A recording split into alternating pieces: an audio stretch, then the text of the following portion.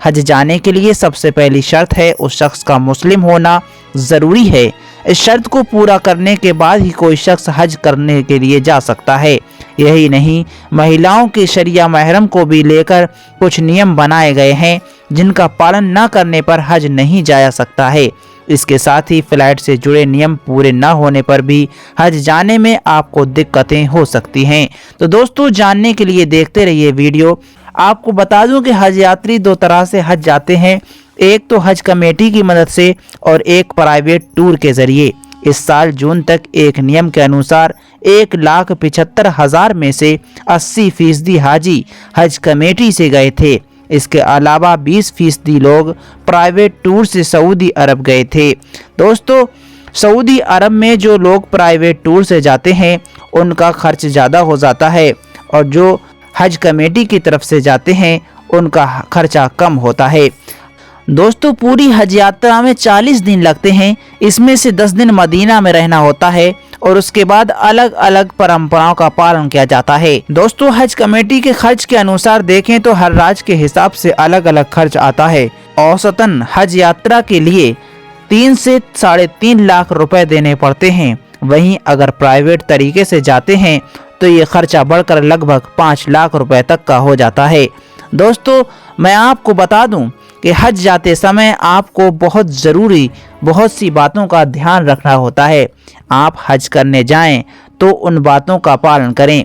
दोस्तों, आपको हज जाते समय अपने मुअल्लिम से सारी जानकारियां ले लेना है और हर जानकारी का बहुत ही ध्यान से पालन करना है। यदि आपने कोई भी जानकारी मिस कर दी, यदि आपने कोई भी तरीका हासिल नहीं किया तो आपसे बहुत बड़ी भूल हो सकती है। कि आप हज करने के लिए जाना चाहते हैं तो आप कमेंट सेक्शन में लिखकर बताएं कि आपके यहाँ से कोई हज करने कभी गए हैं, तो वो भी आप कमेंट सेक्शन में लिखकर बता सकते हैं। आवेदन करने के लिए आपके पास पासपोर्ट के साथ साथ Aadhaar card, passport size photo, corona vaccine के डबल डोज का सर्टिफिकेट और आपको ये सारे डॉक्यूमेंट्स देना पड़ेंगे। 2023 के मुकाबले इस साल देश से अधिक हज यात्रियों की जाने की उम्मीद है। 5 दिसंबर को भारत के दौरे पर आए सऊदी अरब के हज और उम्रा मंत्री तौफीक बिन फौजाल अल राबिया ने भारत सरकार को यहां से जाने वाले हाजियों को बेहतर सुविधाएं और अधिक कोटा देने की आश्वासन दिया है।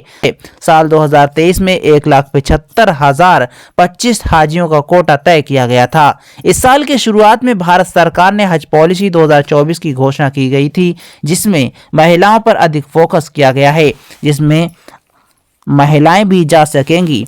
45 साल से अधिक उम्र की महिलाएं बिना किसी पुरुष के हज पर जा सकती हैं। इसके लिए 4 महिलाओं का समूह होना आवश्यक है। इस साल सऊदी सरकार ने कई नियम बदले हैं, जिससे एक तरफ हाजियों को अच्छी सुविधाएं तो मिल ही रही हैं, लेकिन कोई भी गलती या कोई चूक हो जाने पर भारी जुर्माने का भी ऐलान किया गया है।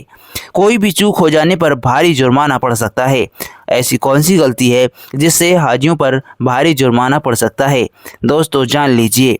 सऊदी अरब ने बिना परमिट के हज करने की कोशिश करने वालों के लिए सख्ती करते हुए घोषणा की है कि बिना परमिट के जो भी लोग हज करने के लिए आएंगे उन पर जुर्माना लगाया जाएगा। ये सऊदी अरब के लोग हों या कोई बाहर के विदेशी लोग हों, सभी पर ये जुर्माना लगाया जाएगा। नियमों का उल्लंघन करने पर 6 महीने की जेल भी हो सकती है। अधिकारियों ने कहा है कि सजा पूरी होने के बाद ऐसा करने वालों को 10 साल के लिए देश से निष्कासित भी किया जाएगा। ऐसे लोगों के 10 साल तक देश में दोबारा प्रवेश करने पर प्रतिबंध रहेगा। हज सीजन के दौरान पवित्र स्थलों में एंट्री के लिए नुसुक कार्ड लॉन्च किया गया है। नुसुक कार्ड भी हाजियों को दिया जाएगा। इसका एक डिजिटल वर्जन भी होगा। नुसुक कार्ड में सभी यात्रियों की जानकारी दर्ज होगी। हज यात्रा के दौरान इस कार्ड को अपने साथ रखना होगा। कार्ड के जरिए आसानी से अधिकारी हज यात्री की पहचान कर सकेंगे और किसी भी फर्जी यात्री की एंट्री पर रोक लगाई जा सकेगी। जिलहज्जा के महीने में हज यात्रा होती है, उससे पहले ही हज यात्री सऊदी अरब में पहुंचना शुरू हो जाते हैं, क्योंकि हज यात्रा जो होती है वो भारत से जितने भी यात्री जाते हैं सऊदी अरब में 42 या 40 दिन के लिए जाते हैं, तो वहां पर वे 40 दिन रहते हैं। इसलिए कुछ पहले से ही हज यात्रियों का जाना शुरू हो जाता है। 9 मई को भारत से पहली उड़ान हो चुकी है और उड़ानों का सिलसिला जारी है। इस बार 14 जून से हज का सीजन शुरू होने की उम्मीद है। जिलहज्जा का चांद देखने के बाद ही पक्का पता लग पाएगा कि इस बार हज किस दिन से शुरू होगा। 2023 में मक्का की पवित्र तीर्थ यात्रा में लगभग 1.8 मिलियन से अधिक श्रद्धालु शामिल हुए थे, जो कि कोविड-19 महामारी के बाद से सबसे बड़ी संख्या थी। वहीं सऊदी अरब प्रशासन ने एक नया नियम लागू किया है। नए नियम के मुताबिक सऊदी अरब से मक्का जाने वाले लोगों को अब संबंधित अथॉरिटी से परमिशन लेनी होगी। पब्लिक सिक्योरिटी जनरल डायरेक्टर के मुताबिक ये नियम 4 मई से ही लागू हो गए। अब मक्का में प्रवेश के इच्छुक किसी भी निवासी को परमिट की आवश्यकता होगी। बगैर परमिट के सऊदी अरब में मक्का शहर में नहीं जाया जा सकता है। बगैर परमिट जाने वाले को दंड देना पड़ सकता है। सऊदी प्रेस एजेंसी के अनुसार नए नियमों का उद्देश्य हज प्रक्रिया को आसान करना और तीर्थयात्रियों की सुरक्षा सुनिश्चित करना है। मक्का में रहने वालों के पास आईडी कार्ड, जो वहां पवित्र स्थलों में काम करते हैं, उनके पास वैध पास होना चाहिए। वैध परमिट नहीं होने वाले लोगों को सुरक्षाकर्मी प्रवेश नहीं करने देंगे। बिना परमिट वालों को चौकियों से लौटा दिया जाएगा। इस्लाम को मानने वालों पर 5 स्तंभ हैं इस्लाम के, जिनको मानना जरूरी है। इसमें तौहीद, नमाज, रोजा, हज और ज़कात। दोस्तों, इस्लाम धर्म की मान्यताओं के अनुसार शारीरिक और आर्थिक रूप से सक्षम हर मुसलमान को अपनी जिंदगी में कम से कम एक बार हज कर लेना फर्ज है और इस फर्ज को निभाने का हुक्म है। दोस्तों, जो हज को कर लेते हैं उन हज यात्रियों को बाद में हाजी कहा जाता है। मक्का शहर से 8 किलोमीटर दूर एक जगह है मीकात। मीकात से इसकी शुरुआत होती है। मीकात में पहुंचने के बाद हाजियों को एहराम बांधना पड़ता है। ये एक खास तरह का कपड़ा होता है। एहराम सिला हुआ नहीं होता है, ये सफ़ेद रंग का एक लिबास होता है। महिलाओं को एहराम पहनने की ज़रूरत नहीं होती है। वो जैसे सिले कपड़े घर पर पहनती हैं, उसी तरह से सिले हुए सफ़ेद रंग के कपड़े वहाँ पर पहनती हैं और अपना सिर भी ढकती हैं। हज की शुरुआत इस्लामिक महीने जिलहज्जा की 8 तारीख से होती है। जिलहज्जा की 8 तारीख को हाजी मक्का से करीब 12 किलोमीटर दूर मिन्हा शहर में जाते हैं और 8 की रात हाजी मिन्हा में गुजारते हैं। फिर अगली सुबह को यानी 9 तारीख को अरफात के मैदान में पहुंचते हैं। अरफात के मैदान में हाजी खड़े होकर अल्लाह को याद करते हैं और अल्लाह तबारक व तआला से अपने गुनाहों की माफ़ी मांगते हैं। अरफात से मुज़दलिफ़ा की तरफ रवाना हो जाते हैं।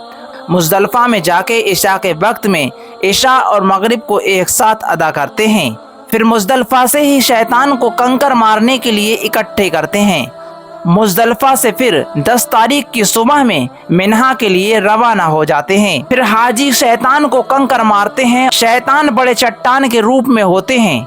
अरबी में इसे जमारात कहते हैं। शैतान को पत्थर मारने के बाद हर हाजियों को कुर्बानी करनी होती है।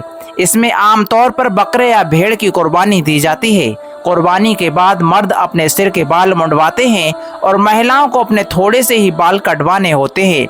कहा जाता है कि महिलाओं को सिर्फ 1 पोरे के बराबर ही अपने बाल कटाना होते हैं। कुर्बानी के बाद हाजी वापस मक्का शहर लौटते हैं, जहां पर वे काबे के साथ चक्कर लगाते हैं। इस प्रक्रिया को तवाफ कहा जाता है। इसी दिन पूरी दुनिया में ईद उल अज़हा मनाई जाती है, जिसे हमारे यहाँ बकरीद भी कहा जाता है और इस तरह हज मुकम्मल हो जाता है।